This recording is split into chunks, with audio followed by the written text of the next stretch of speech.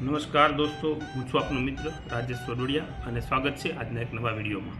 મિત્રો, આ વિડીયોનો અર્થ, મહત્વ અને મર્મને સમજવા માટે આ વિડીયોના અંત સુધી જોડાઈ રહેશો. ખૂબ સરસ મજાની સામાજિક અને પારિવારિક સ્ટોરીનો આ વિડીયો છે.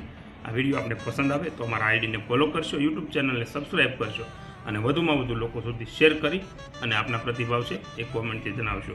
તો આવો જઈએ આજના પારિવારિક વિડીયો તરફ. એક દાદા અને એક બા બંને ખૂબ ધનવાન.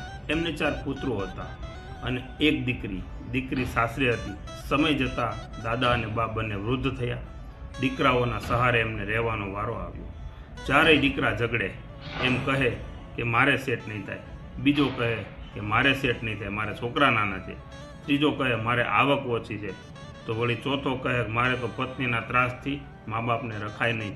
આમ એકબીજા દાદા અને બાને સાચવવા માટેના બાના કાઢે. બા દાદા ઘડીક ઠેલો લઈ અને આ ઘેરે તો ઘડીક બીજા ઘેરે, ત્રીજા ઘેરે, એમ સમય કાઢ્યા કરે. એમની આ હાલતમાં જોઈ અને દીકરીએ ગામની પંચાયતમાં ફરિયાદ કરી અને ગામમાં પંચ બોલાવવામાં આવ્યો અને નક્કી કર્યું. અંતે વાત બા દાદાને રાખવાથી હટી અને એમની સંપત્તિ વેચવા પર આવી ગઈ. દીકરા કહે એક સરખા 4 હિસ્સા કરો અને એ સંપત્તિ આ રીતે વેચો અને મા બાપ ચારેય દીકરાના ઘરે 3 મહિના રહેશે. આ સાંભળી અને સરપંચે કહ્યું કે સાંભળો દાદા અને બા, તમારી તમામ મિલકતના 4 ભાગ કરી અને ચારેય દીકરાને આપી દો અને એ ચારેય તમને 3 મહિના રાખવા માટે તૈયાર થયા છે. તો શું આ વાત તમને મંજૂર છે? આ સાંભળી અને મોટો દીકરો બોલ્યો કે એમાં એને શું પૂછવાનું, અમે કીધું કે અમે રાખીશું એટલે વાત ખતમ. અને એટલી જ વાત સાંભળતા દાદા છે એનો મગજ ગુસ્સે થયો અને દાદા બગડ્યા.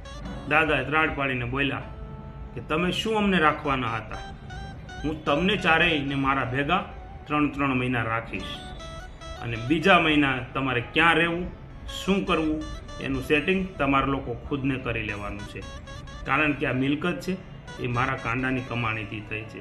આ કોઈ મિલકત છે એ કોઈ વારસાઈમાં આપેલી નથી મારા બાપ દાદાએ આપેલી, કે જેથી કરી અને મારે તમને કાયદેસર હકથી આપવાની થાય, જેથી કોઈ ભાગ પડશે નહીં. જે દીકરો અમારી સરખી સેવા અને ચાકરી કરશે એને આ તમામ મિલકત એકલાને મળશે. આ સાંભળીને દીકરા તો ખુશ થઈ ગયા. આખો દી બા બાપુજી બાપા કર્યા કરે અને બાપા તમે તો આમ, તમે આમ એના વખાણ કરે.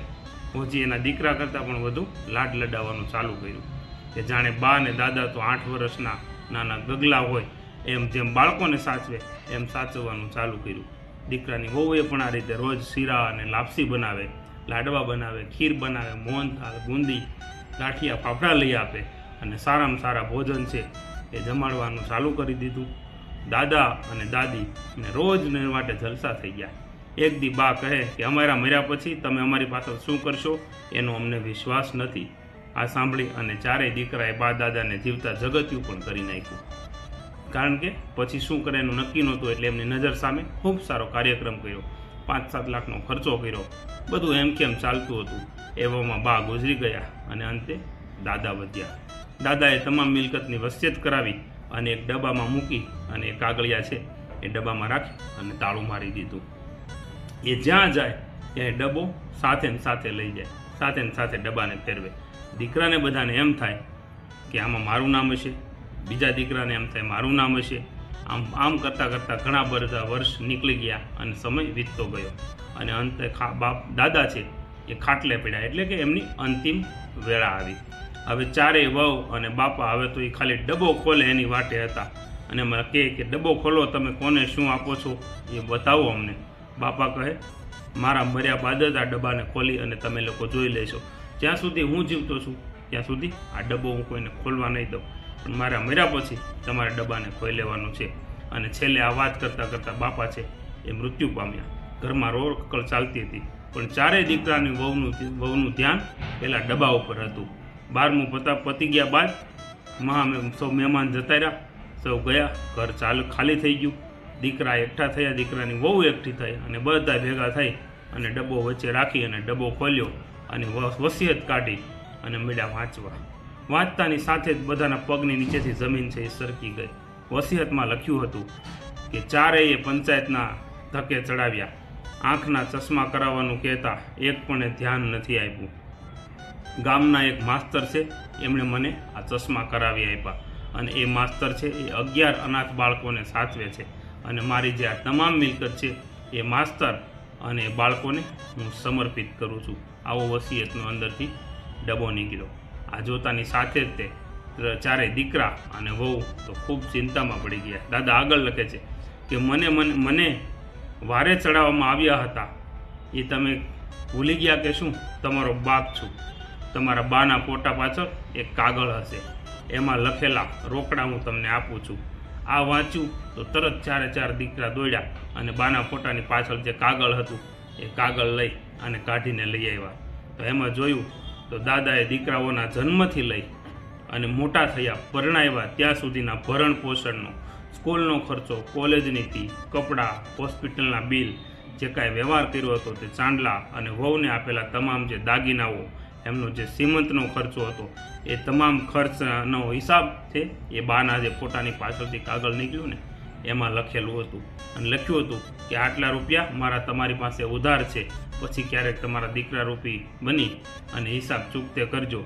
જેવું મારી સાથે કર્યું એવું તમારા સંતાન એક દી તમારી સાથે પણ કરશે. આવું બધું અંદર લખેલું નીકળ્યું. આ જોઈ અને દીકરા રડવા લાગ્યા. દાદાને અને દાદીને જીવતા જગત્યું પણ કરાવી લીધું અને અંતે દરેક જગ્યાએથી એ બેદખલ અને લાચાર બની ગયા. કારણ કે જેવી રીતે એમને એના પિતા સાથે કર્યું હતું એવી જ રીતે પિતાએ બુદ્ધિ વાપરી અને આ કાર્ય કર્યું. આ વાર્તાનું મર્મ અને શીખ છે એ દરેક નિર્ણય છે હંમેશા બાળકોએ જ નહીં પણ ક્યારેક મા બાપને પણ લેવા જોઈએ.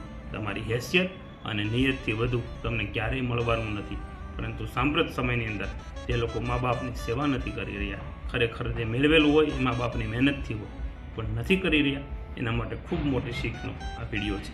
સઘળું અને હક વગરનું મેળવવાની ખેલચા ક્યારેક તમને પતન તરફ લઈ જાય છે અને મા બાપથી મોટું આ દુનિયામાં કંઈ જ નથી. મિત્રો, આ વિડીયોનો અર્થ, મહત્ત્વ અને મર્મ આ છે. આપને કેવો લાગ્યો આ વિડીયો એ અમને કોમેન્ટ કરી અને ચોક્કસથી જણાવશો. અને આવા જ બીજા વિડીયો જોવા માટે અમારી સોશિયલ મીડિયા સાઇટ છે, આઈડીને ફોલો કરશો, યુટ્યુબ ચેનલને સબસ્ક્રાઈબ કરશો, વધુમાં વધુ લોકો સુધી શેર કરી અને કોમેન્ટમાં આપના પ્રતિભાવ આપશો. Thank you. જય હિન્દ, જય ભારત, જય જય ગરવી ગુજરાત.